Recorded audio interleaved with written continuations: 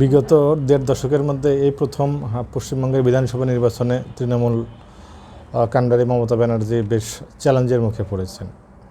অন্যান্য ইলেকশনগুলোতে বিশেষ করে 11, 16 এবং 21-এর ইলেকশনে সমস্ত জল্পনা কল্পনাকে উড়িয়ে দিয়ে কিন্তু মমতা ব্যানার্জি একেবারে বিধানসভা নির্বাচনে ভূমিধ্বস বিজয় নিয়ে এসেছিলেন এবং উনি বড় 3 টার্ম ক্ষমতায় থাকলেন।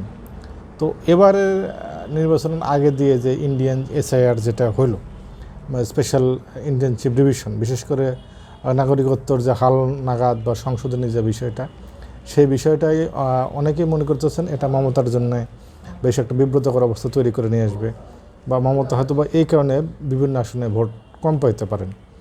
তো মমতা ব্যানার্জি কিন্তু নিজেই বলেছেন যে তার ভবানীপুর আসনে যেখানে উনি 58,000 ভোটের ব্যবধানে জেতেন, সেইখানে এই SIR-এর মাধ্যমে যেটা হয়েছে কি তার 51,000 ভোটারকে বাদ দেওয়া হয়েছে। ওনার ধারণা যারা বাদ পড়েছেন তারা বেশিরভাগই কিন্তু তার সমর্থকই হবেন।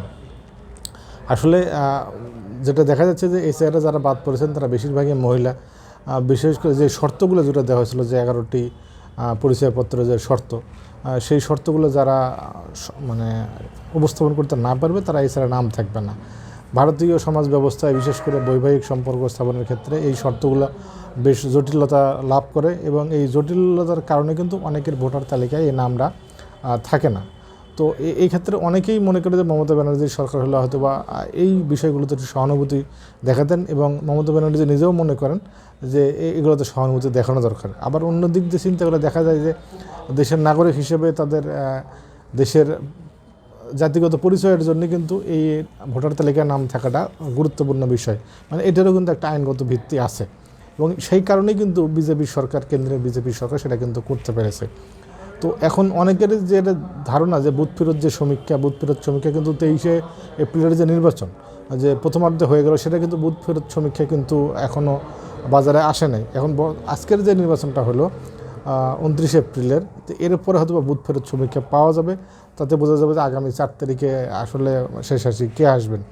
তবে ইদানিং মমতা ব্যানার্জি হয়তোবা তার কণ্ঠস্বর মনে হচ্ছে যে তিনি হয়তো অনেকটা ক্লান্ত, বা ওনার কণ্ঠে মাঝে মাঝে হতাশার সুর, পরাজয়ের সুর শোনা যাচ্ছে।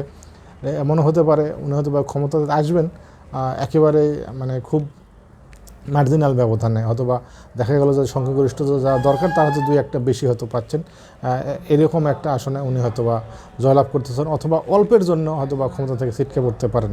তো অন্যান্য বারের যে নির্বাচন, গত 3বার নির্বাচনের চাইতে এইবারের নির্বাচন দেখা যাচ্ছে যে মমতা ব্যানার্জির জন্য অনেকটাই একেবারে টেস্ট কেস হয়ে দাঁড়িয়েছে।